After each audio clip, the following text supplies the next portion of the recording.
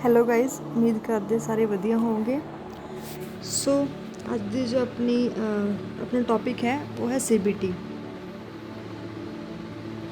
ਸੋ cognitive behavioural therapy, ਇਸ ਦੇ ਵਿੱਚ ਆਪਾਂ ਦੋ ਚੀਜ਼ਾਂ ਦੀ ਗੱਲ ਕਰਨੀ ਹੈ। ਇੱਕ ਹੈ ਰੈਸ਼ਨਲ ਇਮੋਟਿਵ ਬਿਹੇਵੀਅਰਲ ਥੈਰੇਪੀ, ਜਿਹਨੂੰ REBT ਵੀ ਕਿਹਾ ਜਾਂਦਾ ਬਾਈ ਐਲਬਰਟ ਐਲਿਸ ਦੁਆਰਾ ਦਿੱਤੀ ਗਈ ਇਹ। And second is cognitive therapy by Aaron Beck.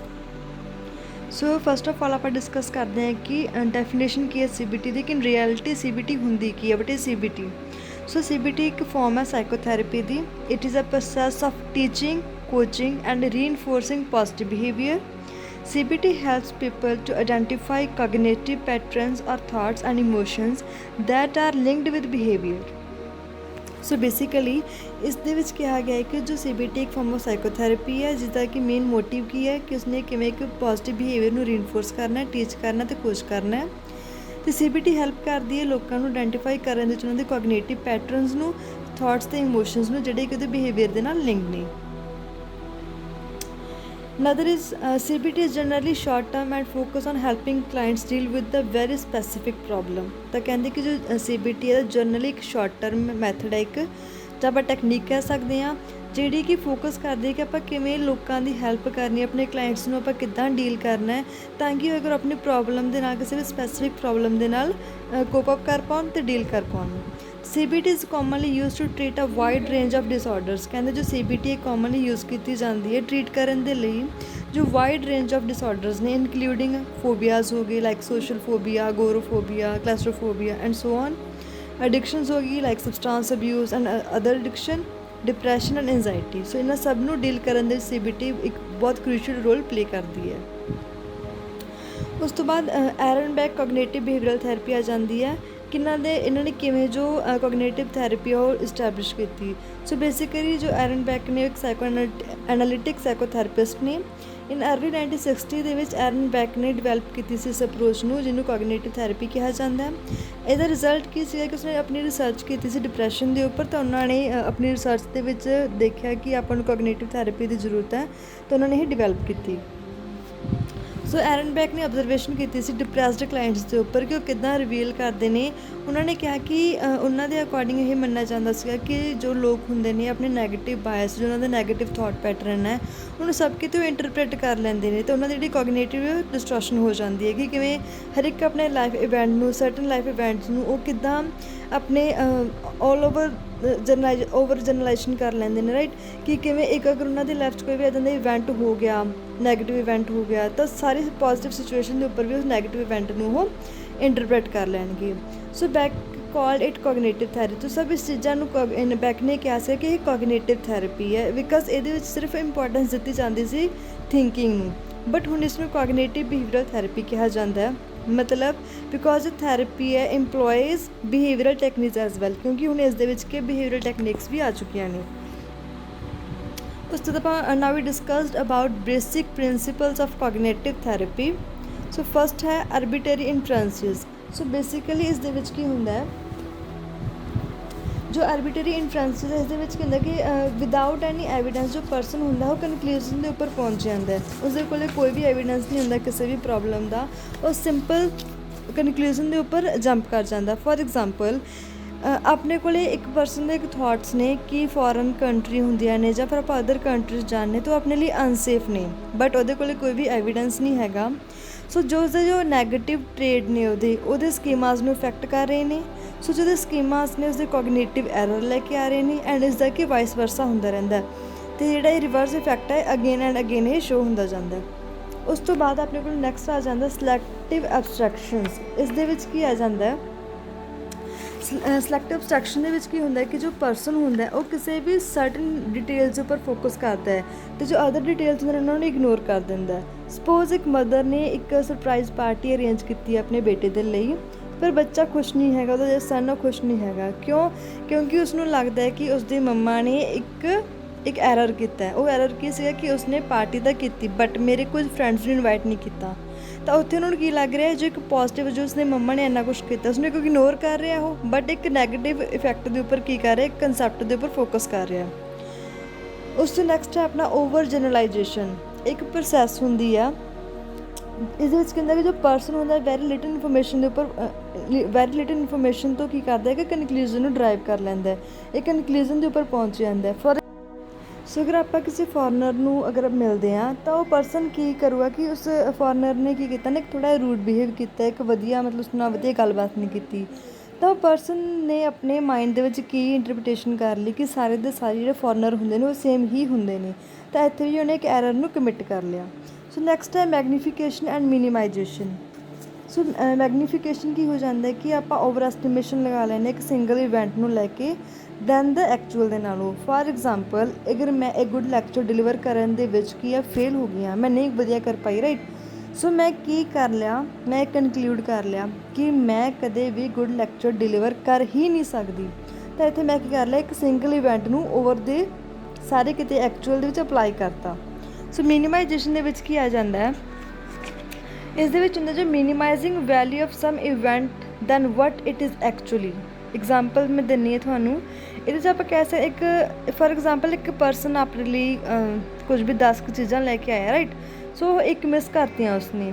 ਸੋ ਜੋ ਪਰਸਨ ਹੋਊਗਾ ਜਿਸਨੂੰ CBT ਦੀ ਜ਼ਰੂਰਤ ਹੋਊਗੀ ਉਹਦਾ ਕੀ ਹੋਊਗਾ ਕਿ ਉਹ ਸੋਚੇਗਾ ਕਿ ਹਾਂ ਤੁਸੀਂ ਮੇਰੇ ਲਈ ਇਹ ਤਾਂ ਲਿਆਏ ਬਟ ਉਹ ਕਿਉਂ ਨਹੀਂ ਲੈ ਕੇ ਆਏ, ਉਹ ਕਿਉਂ ਨਹੀਂ ਲੈ ਕੇ ਆਏ, ਉਹ ਮੈਂ ਮੰਗਵਾਇਆ ਸੀ, ਉਹ ਮੇਰਾ ਫੇਵਰੇਟ ਸੀ, ਕਿ ਉਹ ਜੋ ਉਹਦੇ ਕੋਲ ਹੈ ਉਸਨੂੰ ਉਹ ਇਗਨੋਰ ਕਰ ਦਿੰਦਾ। ਸੋ ਇੱਥੇ ਵੀ ਇੱਕ ਕੀ ਕਰਦਾ, ਜੋ ਕੰਮ ਨਹੀਂ ਹੋਇਆ ਹੁੰਦਾ ਉਸ ਦੇ ਉੱਪਰ ਫੋਕਸ ਕੀਤਾ ਜਾਂਦਾ। ਸੋ ਇੱਥੇ ਵੀ ਇੱਕ ਐਰਰ ਕਮਿਟ ਹੋ ਸਕਦਾ ਇਸ ਕੇਸ ਦੇ ਵਿੱਚ ਵੀ। ਉਸ ਤੋਂ ਬਾਅਦ ਪਰਸਨਲਾਈਜੇਸ਼ਨ, ਇਸ ਦੇ ਵਿੱਚ ਇੱਕ ਇੰਡੀਵਿਜੂਅਲ ਦੀ ਟੈਂਡੈਂਸੀ ਹੁੰਦੀ ਹੈ ਕਿ ਆਪਾਂ ਐਕਸਟਰਨਲ ਇਵੈਂਟਸ ਨੂੰ ਆਪਣੇ ਨਾਲ ਰਿਲੇਟ ਕਰ ਲੈਂਦੇ ਹਾਂ, ਈਵਨ ਕਿ ਜੋ ਉਹ ਐਕਸਟਰਨਲ ਇਵੈਂਟ ਹੁੰਦਾ ਉਹਦੇ ਨਾਲ ਆਪਣੇ ਨਾਲ ਕੋਈ ਕਨੈਕਸ਼ਨ ਨਹੀਂ ਹੁੰਦਾ। ਫਾਰ ਐਗਜ਼ਾਮਪਲ ਅਗਰ ਬਾਹਰ ਕੋਈ 2 ਪਰਸਨ ਲੜ ਰਹੇ ਨੇ, ਸੋ ਮੈਂ ਐਵੇਂ ਆਪਣੇ 'ਤੇ ਨਾ ਉਹ ਕਰ ਲਾਂ ਕਿ ਹਾਂ ਮੈਂ ਵੀ ਉਸ ਨਾਲ ਜਾ ਕੇ ਲੜਾਂ ਕਿ ਮੇਰੇ ਨਾਲ ਵੀ ਉਸਨੇ ਇੱਦਾਂ ਕੀਤਾ ਸੀ, ਮੈਂ ਆਪਣੀ ਪਾਸਟ ਕੋਈ ਵੀ ਹਿਸਟਰੀ ਚੱਕ ਕੇ ਉਹ ਸੋਚਣ ਲੱਗ ਜਾਂ ਕਿ ਮੇਰੇ ਤੋਂ ਉਸ ਟਾਈਮ 'ਤੇ ਕੋਈ ਲੈਣ ਦੇਣ ਨਹੀਂ ਹੈ ਨਾ। ਫਿਰ ਮੈਂ ਉੱਥੇ ਵੀ ਕੀ ਕਰਦੇ ਨੇ, ਉਹ ਓਵਰ ਜਨਰਲਾਈਜੇਸ਼ਨ ਕਰ ਲੈਂਦੇ ਨੇ, ਆਪਣੇ ਹੀ ਪਰਸਨਲ ਬਲੀਫਸ ਲੈ ਆਉਂਦੇ ਨੇ, ਆਪਣੇ ਆਪ 'ਤੇ ਲਗਾ ਕੇ ਬੈਠ ਜਾਂਦੇ ਨੇ। ਸੋ ਨੈਕਸਟ ਹੈ ਲੇਬਲਿੰਗ ਐਂਡ ਮਿਸਲੇਬਲਿੰਗ। ਇਹ ਵੀ ਕਹਿੰਦੇ ਇੱਕ ਬਹੁਤ ਇੱਕ ਹੁੰਦਾ ਹੈ ਕਿ ਪਰਸਨ ਅਗਰ ਕੋਈ ਵੀ ਮਿਸਪਰਸੈਪਸ਼ਨ ਹੋ ਜਾਏ ਜਾਂ ਕੋਈ ਮਿਸਟੇਕ ਹੋ ਜਾਏ ਪਾਸਟ ਦੇ ਵਿੱਚ, ਤਾਂ ਉਹ ਪਰਸਨ ਕੀ ਕਰਦਾ ਆਪਣੀ ਟਰੂ ਆਇਡੈਂਟੀਟੀ ਨੂੰ ਮਿਸ ਇੰਟਰਪ੍ਰੇਟ ਕਰ ਲੈਂਦਾ ਕਿ ਮੈਂ ਤਾਂ ਕੋਈ ਕੰਮ ਕਰ ਹੀ ਨਹੀਂ ਸਕਦਾ, ਆਪਣੇ ਆਪ ਨੂੰ ਹੀ ਆਪਣੇ ਆਪ 'ਤੇ ਇੱਕ ਸਟਿਗਮਾ ਲਗਾ ਲੈਣਾ, ਰਾਈਟ, ਕਿ ਮੈਂ ਇਹ ਕੰਮ ਨਹੀਂ ਕਰ ਸਕਦਾ, ਮੈਂ ਪਹਿਲਾਂ ਕਰਿਆ ਸੀ ਤਾਂ ਉੱਥੇ ਵੀ ਮੇਰੇ ਤੋਂ ਇਹ ਕੰਮ ਗਲਤ ਹੋ ਗਿਆ ਸੀਗਾ। ਸੋ ਬੇਸਿਕਲੀ ਇੱਥੇ ਵੀ ਕੀ ਕਰਦਾ ਪਰਸਨ ਆਪਣੇ ਆਪ ਨੂੰ ਲੇਬਲ ਕਰ ਲੈਂਦਾ। ਸੋ ਅਨਦਰ ਇਜ਼ ਡਾਇਕੋਟਮਸ ਥਿੰਕਿੰਗ। ਇਹ ਆਪਣੇ ਵਿੱਚ ਵੀ ਹੁੰਦਾ ਬਟ ਇਨ ਮਾਈਨਰ ਮੈਨਰ ਦੇ ਵਿੱਚ ਹੁੰਦਾ। ਇਸ ਦੇ ਵਿੱਚ ਕੀ ਹੁੰਦਾ ਕਿ ਜੋ ਪਰਸਨ ਹੁੰਦਾ ਇਹ ਕਨਫਿਊਜ਼ ਹੁੰਦਾ ਹੈ ਕਿ ਮੇਰੇ ਲਈ ਕੰਪਲੀਟਲੀ ਗੁੱਡ ਅਤੇ ਕੰਪਲੀਟਲੀ ਬੈਡ ਦੇ ਵਿੱਚ ਜਿਹੜੀ ਥਿੰਗਸ ਆ ਜਾਂਦੀਆਂ ਨੇ, ਉਹ ਪਰਸਨ ਇੱਕ ਕੰਸੀਡਰ ਨਹੀਂ ਕਰ ਪਾਉਂਦਾ ਕਿ ਮੇਰਾ ਕੀ ਐਟੀਟਿਊਡ ਹੈ ਕਿਸ ਚੀਜ਼ ਨੂੰ ਲੈ ਕੇ। ਫਾਰ ਐਗਜ਼ਾਮਪਲ ਇੱਕ ਪਰਸਨ ਨੂੰ ਆਪਾਂ ਸੋਚਦੇ ਕਿ ਉਹ ਪਰਸਨ ਮੈਨੂੰ ਲਵ ਕਰਦਾ ਜਾਂ ਮੈਨੂੰ ਹੇਟ ਕਰਦਾ, ਤਾਂ ਉਹਦੇ ਵਿੱਚ ਡਿਫਰੈਂਸ਼ੀਏਟ ਕਰਨਾ ਆਪਣੇ ਲਈ ਉਸ ਪਰਸਨ ਦੇ ਲਈ ਥੋੜ੍ਹਾ ਡਿਫੀਕਲਟ ਹੋ ਜਾਂਦਾ ਕਿ ਉਹ ਇੱਕ ਐਟੀਟਿਊਡ ਨੂੰ ਕੰਸੀਡਰ ਨਹੀਂ ਕਰ ਪਾਉਂਦਾ। ਸੋ ਇਹਦਾ ਬੇਸਿਕ ਪ੍ਰਿੰਸੀਪਲ ਜੋ ਹੈ CBT ਦਾ ਉਹ ਹੈ ਆਪਣੇ ਕੋਲੇ ਜੋ ਆਪਣੇ ਥਾਟਸ ਹੁੰਦੇ ਨੇ ਜਾਂ ਆਪਣੀ ਫੀਲਿੰਗਸ ਹੁੰਦੀਆਂ ਨੇ, ਇੱਕ ਬਹੁਤ ਹੀ ਇੰਪੋਰਟੈਂਟ ਰੋਲ ਜਾਂ ਫੰਡਾਮੈਂਟਲ ਰੋਲ ਪਲੇ ਕਰਦੇ ਨੇ ਆਪਣੇ ਬਿਹੇਵੀਅਰ ਦੇ ਵਿੱਚ। ਅਤੇ ਜੋ ਗੋਲ ਹੈ CBT ਦਾ ਉਹ ਹੈ ਕਿ ਆਪਾਂ ਟੀਚ ਕਰਨਾ ਪੇਸ਼ੈਂਟਸ ਨੂੰ ਕਿ ਕਿਵੇਂ ਉਹ ਕੰਟਰੋਲ ਕਰ ਸਕਦੇ ਨੇ ਇੰਟਰਪ੍ਰੀਟੇਸ਼ਨਸ ਨੂੰ ਅਤੇ ਕਿਵੇਂ ਡੀਲ ਕਰ ਸਕਦੇ ਨੇ ਆਪਣੇ ਇਨਵਾਇਰਨਮੈਂਟ ਦੀਆਂ ਥਿੰਗਸ ਦੇ ਨਾਲ। So next is Albert Ellis ਦੀ ਆਪਾਂ ਰੈਸ਼ਨਲ ਇਮੋਟਿਵ ਬਿਹੇਵੀਅਰਲ ਥੈਰੇਪੀ ਕਰਾਂਗੇ। ਸੋ ਪਹਿਲਾਂ who is Albert Ellis. Albert Ellis ਦਾ ਜੋ ਬਰਥ ਸੀ 1930 ਦੇ ਵਿੱਚ ਹੋਇਆ ਸੀ ਇਨ ਪਿਟਸਬਰਗ, ਅਤੇ 2007 ਦੇ ਵਿੱਚ ਇਹ ਡਾਈ ਹੋ ਗਏ ਸੀਗੇ। ਸੋ ਐਲਬਰਟ ਐਲਿਸ ਜੋ ਸੀਗੇ ਇੱਕ ਸਾਈਕੋਲੋਜਿਸਟ ਸੀਗੇ। ਇਹ ਕਿਵੇਂ ਸਾਈਕੋਲੋਜਿਸਟ ਬਣੇ, ਜਦੋਂ ਇਹਨਾਂ ਨੇ ਰੀਅਲਾਈਜ਼ ਕੀਤਾ ਕਿ ਉਹ ਇੱਕ ਕਾਊਂਸਲ ਕਰ ਸਕਦੇ ਨੇ ਲੋਕਾਂ ਨੂੰ ਵਿਦ ਅ ਸਕਿਲਫੁਲੀ ਮੈਨਰ, ਅਤੇ ਉਹ ਬਹੁਤ ਇੰਜੋਏ ਕਰਦੇ ਸੀਗੇ ਜਦੋਂ ਉਹ ਲੋਕਾਂ ਨੂੰ ਇੱਕ ਕਾਊਂਸਲਿੰਗ ਦਿੰਦੇ ਸੀ। ਬਿਕੋਜ਼ ਆਪਾਂ ਉਦੋਂ ਹੀ ਇੱਕ ਕਿਸੇ ਨੂੰ ਕਾਊਂਸਲਿੰਗ ਕਰ ਪਾਉਂਦੇ ਹਾਂ ਅਗਰ ਆਪਣਾ ਮਾਈਂਡ ਸੈਟਅਪ ਪ੍ਰੋਪਰ ਹੈ, ਆਪਾਂ ਨੂੰ ਪਤਾ ਹੈ ਕਿ ਆਪਾਂ ਉਸ ਪਰਸਨ ਨਾਲ ਕਿਵੇਂ ਡੀਲਸ ਕਰਨਾ, ਉਹਦੇ ਕਿਵੇਂ ਆਪਾਂ ਨੂੰ ਐਂਪੈਥੀ ਸ਼ੋ ਕਰਨੀ ਹੈ, ਕਿਸ ਟਾਈਮ 'ਤੇ ਆਪਾਂ ਨੂੰ ਸਿੰਪਥੀ ਦੇਣੀ ਆ। ਸੋ ਉੱਥੇ ਇੱਕ ਬਹੁਤ ਸਕਿਲਫੁਲੀ ਪਰਸਨ ਇਹ ਕਰ ਸਕਦਾ, ਤਾਂ ਉਹਨਾਂ ਨੂੰ ਲੱਗਦਾ ਸੀ ਕਿ ਮੈਂ ਸਕਿਲਫੁਲੀ ਇਹ ਕਰ ਸਕਦਾ, ਤਾਂ ਉਹਨਾਂ ਨੇ ਇੱਕ ਫੈਸਲਾ ਲਿਆ ਕਿ ਮੈਂ ਵੀ ਇੱਕ ਸਾਈਕੋਲੋਜਿਸਟ ਬਣੂੰਗਾ। ਫਿਰ ਉਹਨਾਂ ਨੇ REBT ਦੀ ਜੋ ਟੈਕਨੀਕ ਹੈ ਇਨਵੈਂਟ ਕੀਤੀ ਸੀ। ਸੋ ਬੇਸਿਕਲੀ REBT ਹੈ rational emotive behavioural therapy. So now we discussed what is REBT। So basically ਜੋ ਇਹਨੂੰ ਪਾਸਟ ਨੇਮ ਸੀ ਇਸਦਾ ਰੈਸ਼ਨਲ ਇਮੋਟਿਵ ਥੈਰੇਪੀ ਸੀਗਾ, ਬਟ ਹੁਣ ਇਸ ਨੂੰ ਫਿਰ ਜੋ ਇਹਨਾਂ ਦੇ ਫਾਊਂਡਰ ਸੀਗੇ ਐਲਬਰਟ ਐਲਿਸ ਨੇ ਇਹਨਾਂ ਨੂੰ ਚੇਂਜ ਕਰਕੇ ਇਹਨਾਂ ਨੇ ਨਾਮ ਰੱਖਤਾ ਸੀ REBT। ਇਹਨਾਂ ਦਾ ਮੰਨਣਾ ਸੀਗਾ ਕਿ ਜੋ ਇਹ REBT ਹੈ ਇਹ ਫੋਕਸ ਕਰਦੀ ਹੈ ਬਿਹੇਵੀਅਰ ਤੇ ਐਜ਼ ਵੈਲ ਐਜ਼ ਕੋਗਨੀਸ਼ਨਸ ਦੇ ਉੱਪਰ।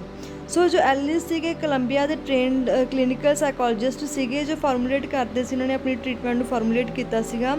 ਉਹਨਾਂ ਨੇ ਡਿਸਾਈਡ ਕੀਤਾ ਸੀਗਾ ਕਿ ਜੋ ਸਾਈਕੋ ਐਨਾਲਿਸਿਸ ਆ ਉਹ ਇੰਨੀ ਐਫੀਸ਼ੀਐਂਟ ਨਹੀਂ ਹੈਗੀ ਜਿੰਨੀ ਕਿ REBT ਹੈ।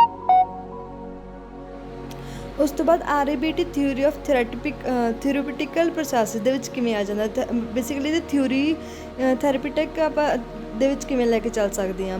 ਸੋ ਕੌਨਸ਼ੀਅਸਨੈਸ ਰੇਜ਼ਿੰਗ ਹੁੰਦੀ ਹੈ, ਬੇਸਿਕਲੀ ਆਪਾਂ ਜੋ ਪਰਸਨ ਦੇ ਇਰੈਸ਼ਨਲ ਥਿੰਕਿੰਗ ਪੈਟਰਨਸ ਹੁੰਦੇ ਨੇ ਉਸਨੂੰ ਆਪਾਂ ਉਹਨਾਂ ਨੂੰ ਅਵੇਅਰ ਕਰਦੇ ਹਾਂ, ਕਾਊਂਟਰ ਕੰਡੀਸ਼ਨਿੰਗ ਕਰਦੇ ਹਾਂ। ਜੋ ਵੀ ਉਹਦੇ ਇਰੈਸ਼ਨਲ ਜਾਂ ਉਹਦੇ ਆਪਾਂ ਕਹਿ ਸਕਦੇ ਨੈਗੇਟਿਵ ਥਾਟ ਪੈਟਰਨ ਹੁੰਦਾ, ਜਿਹਦੀ ਨੈਗੇਟਿਵ ਥਿੰਕਿੰਗ ਹੁੰਦੀ ਆ ਉਸਨੂੰ ਆਪਾਂ ਰੈਸ਼ਨਲ ਥਿੰਕਿੰਗ ਦੇ ਵਿੱਚ ਰਿਪਲੇਸ ਕਰਦੇ ਹਾਂ। ਕੰਟੀਜੈਂਸੀ ਮੈਨੇਜਮੈਂਟ ਕਰਦੇ ਹਾਂ ਕਿ ਆਪਾਂ ਰੀਅਰੇਂਜ ਕਰਦੇ ਇਹਨੂੰ ਰੀਇਨਫੋਰਸਮੈਂਟ ਦੇ ਕੇ ਟੂ ਸਪੋਰਟ ਬਿਹੇਵੀਅਰ ਚੇਂਜਸ ਦੇ ਵਿੱਚ ਲੈ ਕੇ ਆਉਣੀ ਆ। ਸੋ ਰੋਲਸ ਕੀ ਨੇ ਕਾਊਂਸਲਰ ਦਾ ਅਤੇ ਥੈਰੇਪਿਸਟ ਦਾ, ਕਿਵੇਂ ਕੀ ਰੋਲ ਕਰ ਸਕਦੇ ਨੇ। ਐਕਟਿਵ ਅਤੇ ਡਾਇਰੈਕਟ ਇੰਟਰੈਕਸ਼ਨ ਹੋਣੀ ਚਾਹੀਦੀ ਹੈ, ਇੱਕ ਵਧੀਆ ਇੱਕ ਮੈਨਰ ਦੇ ਵਿੱਚ, ਇੱਕ ਪ੍ਰੋਪਰ ਸਟਰਕਚਰ ਦੇ ਵਿੱਚ ਉਹਨਾਂ ਨੇ ਇੱਕ ਕਾਊਂਸਲਰ ਨੇ ਅਤੇ ਇੱਕ ਕਲਾਇੰਟ ਦੀ ਇੱਕ ਡੀਲ ਹੋਣੀ ਚਾਹੀਦੀ, ਇੱਕ ਵਧੀਆ ਵੇ ਦੇ ਵਿੱਚ ਉਹਨਾਂ ਦਾ ਜਿਹੜਾ ਸੈਸ਼ਨ ਹੋਣਾ ਚਾਹੀਦਾ। Instructor who teach and correct client condition, ਜੋ ਇੰਸਟਰਕਟਰ ਹੁੰਦਾ ਜੋ ਟੀਚ ਕਰ ਰਿਹਾ ਉਹਨਾਂ ਨੂੰ ਕਰੈਕਟ ਕਰੇ ਆਪਣੇ ਕਲਾਇੰਟ ਦੇ ਕੋਗਨੀਸ਼ਨਸ ਦਾ ਇੱਕ ਕੰਮ ਹੁੰਦਾ ਇਹ। ਮੇਨ ਅਸੈਸਮੈਂਟ ਇੰਸਟਰੂਮੈਂਟ ਯੂਜ਼ ਕੀਤੀ ਜਾਂਦੀ ਨੇ, ਐਵੈਲੂਏਸ਼ਨ ਕੀਤੀ ਜਾਂਦੀ ਹੈ ਕਲਾਇੰਟ ਦੀ ਥਿੰਕਿੰਗ ਦੇ ਲਈ। Do not rely heavily on DSM diagnostic category, ਅਤੇ ਇਹ ਜ਼ਿਆਦਾ ਰਿਲਾਈ ਵੀ ਨਹੀਂ ਹੋਣਾ ਚਾਹੀਦਾ ਆਪਾਂ ਨੂੰ DSM-5 ਦੇ ਕ੍ਰਾਈਟੇਰੀਆ ਦੇ ਉੱਪਰ। ਸੋ ਉਸ ਤੋਂ ਬਾਅਦ ਐਲਬਰਟ ਐਲਿਸ ਨੇ ਇੱਕ ਰੈਸ਼ਨਲ ਇਮੋਟਿਵ ਥੈਰੇਪੀ ਦਿੱਤੀ ਸੀ। Alice device on ABC theory, ਉਹਨਾਂ ਦੇ ਵਿੱਚ ਇਹਨਾਂ ਦੇ ਜੋ ਮਾਡਲ ਸੀਗਾ ABC ਮਾਡਲ। ਸੋ ਇਹਨਾਂ ਦੇ ਅਕੋਰਡਿੰਗ ਇਹ ਇਜ਼ ਡਿਫਾਈਨ ਕਿ ਐਕਟੀਵੇਟਿੰਗ ਇਵੈਂਟ, ਜੋ ਵੀ ਇਵੈਂਟ ਚੱਲ ਰਿਹਾ ਜੋ ਐਕਟੀਵੇਟ ਹੋ ਰਿਹਾ, ਫॉर एग्जांपल कि ब्रेकअप इन रिलेशनशिप्स होया तो उत्थे बिलीव्स की हो सकते हैं अबाउट इस सिचुएशन दे। So positive and negative manner दे विच दो बिलीव्स हो सकते हैं। This is awful, I can't stand it, कि ये बहुत ही भयानक होया मेरे लिए। आप एक नैगेटिव थॉट बना रहा है एक पर्सन, राइट। उत्थे एक पर्सन पॉजिटिव सोच रहा है कि this is unfortunate, I am sad but it not the end of the word, कि इस शब्द के नाल मेरा वर्ड दा है जो एंड नहीं हो गया। सो अपने एक इवेंट भी आ गया, अपने बिलीव्स भी आ गए। सो वट अदर, उस तो बाद अदर थिंग की होगी, इमोशनल ते बिहेवियरल कॉन्सिक्वेंसिस आ जाएंगे अपने, कि जो पर्सन नैगेटिव सोच रहा है तो ऑब्वियसली वो सब थॉट्स, वो इमोशन सब कुछ नैगेटिव होएगा और डिप्रैस फील करेगा। वो लाइफ के बहुत सारे क्राइसिस भी आएंगे, वो क्राई भी करेगा, अपने काम करने विच अनेबल होएगा। सो जो पर्सन की पॉजिटिव फील कर रहा है वो नॉर्मल इमोशनस होणगे, अपना वर्क नूं भी कंटिन्यू करेगा। सो बेसिकली वो अपनी प्रॉब्लम के नाल पॉजिटिव मैनर विच डील करेगा। बट जो पर्सन नैगेटिव है, नैगेटिव थॉट पैटर्न है, तो सब कुछ नैगेटिव चलता रहेगा। सो एंड ते जिहड़ा बहुत सारे डिसऑर्डर्स दे नाल, एंजाइटी दे नाल, स्ट्रैस दे नाल, डिप्रैशन दे नाल फिर उन्होंने गाह प्रॉब्लम्स दा डील करना पैंदा। सो बेसिकली हुण आपां डिस्कस करते हैं कि की डिफरेंस है CT ते REBT दे विच। सो बेसिकली जो डिफरेंस पाया गया वो है कि REBT जो है highly directive, persuasive and confidential है। बट इन कंट्रास्ट जो CT है एक सोक्रेटिक डायलॉग है, जो प्रोसैसिंग होंगे एक ओपन एंडेड क्वेश्चनस होंगे ने, जो क्लाइंट होंगे तो जो साइकोलॉजिस्ट होंगे डायरैक्ट क्वेश्चन करते हैं एक दूजे के नाल। CT places more emphasise on the helping client, जो CT है ज़्यादा एम्फेसाइज करते कि अपने क्लाइंट्स की कितना हैल्प करनी है, डिस्कवर करने ते आइडेंटिफाई करने उन्होंने मिसकनसैप्शनस जो भी उन्होंने नैगेटिव थॉट पैटर्नस है उन्होंने लेके। So and the last is thank you. Hope so guys थानू ये अपनी CBT वाला कंसैप्ट क्लीयर होया होएगा। सो अगर थानू किते भी डाउट है तो प्लीज़ मार्क मैनू, मैं थोड़ी जी ये वाली मेरी PDF है जो मैं थानू ये मैं डिस्क्रिप्शन के पा दूँगी, तुसीं उत्थों देख सकते हो। So thank you guys.